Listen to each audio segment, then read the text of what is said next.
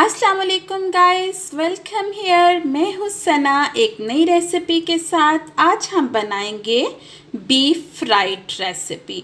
Beef हमने half के जी लिया है, जिसे अच्छी तरह से बॉईल कर लिया है। बहुत ज़्यादा नरम नहीं किया, अभी थोड़ा थोड़ा सख्त है तो हमने बॉईल करके निकाल लिया।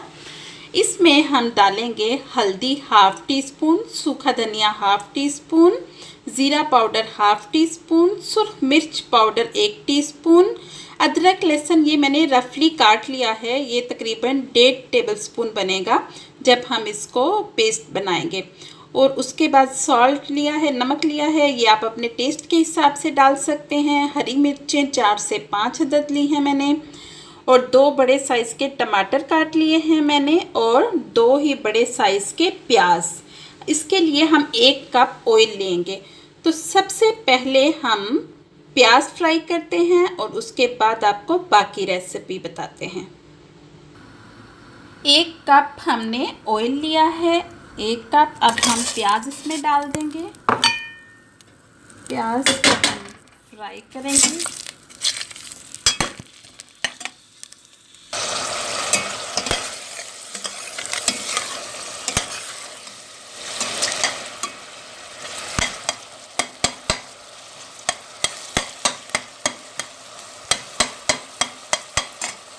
प्याज तकरीबन फ्राई हो गए, इनको बहुत ज़्यादा ब्राउन नहीं करना।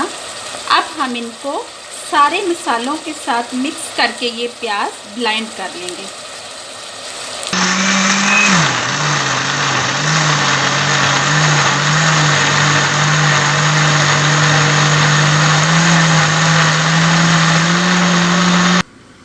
अब हम ब्लेंड किया हुआ सारा मसाला इसी ऑयल में डाल देंगे जिसमें हमने प्याज फ्राई किए थे।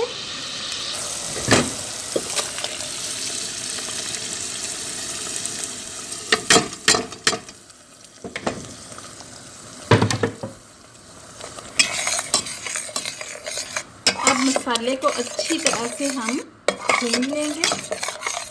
तकरीबन 10 मिनट तक इसको अच्छी तरह से हम भूनेंगे। मसाला अच्छी तरह से भुन चुका है, देखिए। अब हम इसमें बीफ डाल देंगे जो कि बॉयल है।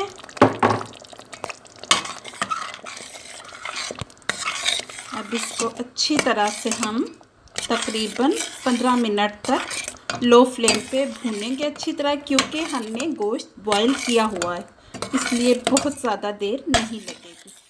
बाकी मसाले आपको पहले बताया था कि सारे हमने ब्लेंड कर लिए थे जब प्याज फ्राई किए थे, तो उसके साथ ही, इसलिए ये झटपट बनने वाली रेसिपी है।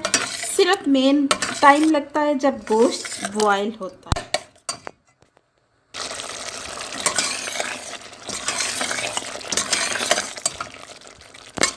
तकरीबन 5 मिनट हो गए हैं हमें इसके मसाले को भूनते हुए।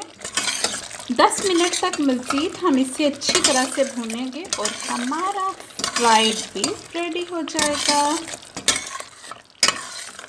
चटपटा सा। इसे मीडियम फ्लेम पे ही रख के पकाना है, क्योंकि अगर हम हाई फ्लेम करेंगे तो मसाला जल जाएगा, जो कि हमने सारा अच्छी तरह से ब्लेंड करके डाला है, तो वो नीचे जलना शुरू हो जाएगा। हमारा फ्राइड बीफ रेडी है। अब हम इसमें कसूरी मेथी और ज़ीरा पाउडर डाल देंगे। 2 मिनट तक हम ढक के रखेंगे और फिर हम सर्व करने के लिए निकाल लेंगे। देखिए गाइस, मज़ेदार फ्राइड बीफ बिल्कुल रेडी है। आप भी अपने घर में ज़रूर ट्राई करें। अगर आपको मेरी ये रेसिपी अच्छी लगी है तो मेरी वीडियो लाइक और शेयर करें, मेरे चैनल को सब्सक्राइब करें। दुआओं में याद रखिए। Thank you. अल्लाह हाफ़िज़।